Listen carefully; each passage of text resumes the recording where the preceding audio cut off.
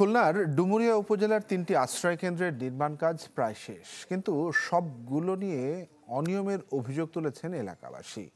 এসব আশ্রয় কেন্দ্র পরিদর্শনে গিয়ে ক্ষোভ প্রকাশ করেছেন খোদ দুর্যোগ ব্যবস্থাপনা মন্ত্রণালয়ের উপদেষ্টাও।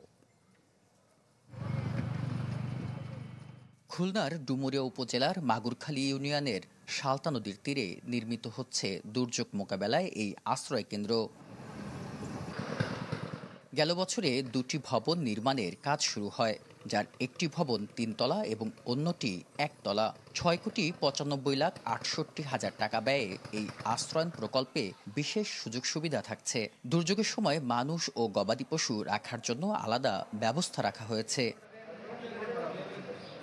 বিশাল বাজেটের অত্যাধুনিকভাবে আশ্রয়কেন্দ্র নির্মাণ করা হচ্ছে, তবে প্রকল্পটিতে অনিয়মের অভিযোগ তুলছেন এলাকাবাসী। তারা বলছেন, বিগত সরকারের আমলে ক্ষমতার প্রভাব খাটিয়ে তৎকালীন এমপি আশ্রয়কেন্দ্রটি নিজের পছন্দমতো জায়গায় স্থাপন করেছেন।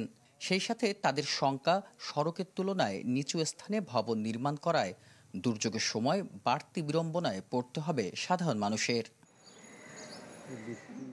একই উপজেলার শরাবপুর ও মাগুরখালী ইউনিয়নের স্বর্ণদ্বীপ কলেজে আরও 2টি আশ্রয়কেন্দ্র নির্মাণের কাজ চলছে।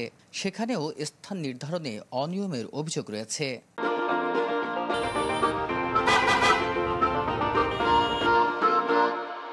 এত টাকা ব্যয় করে ওটা যে সাইক্লোন সেন্টার করেছে, ওটা কোনো উপকারেই আসবে না। এই জায়গাটা হয়েছে ক্ষমতার কিছু বলার জন্য, ঠিক আছে, আমাদেরকে যেটা করতে হবে, সে সময় সাধারণ জনগণের কোনো কথা আমাদের তারা আমলে আনে না। গত 10 অক্টোবর শরাবপুর ও শিবনগর খেয়াঘাট এলাকায় নির্মাণাধীন 2টি আশ্রয়ন প্রকল্প পরিদর্শন করেছেন দুর্যোগ ব্যবস্থাপনা মন্ত্রণালয়ের উপদেষ্টা ফারুক ইয়াজম।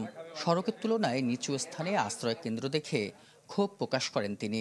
সরকার তো টাকাগুলো খরচ করে এই স্থাপনাগুলো তৈরি করছে মানুষের দুর্ভোগ লাঘবের জন্য।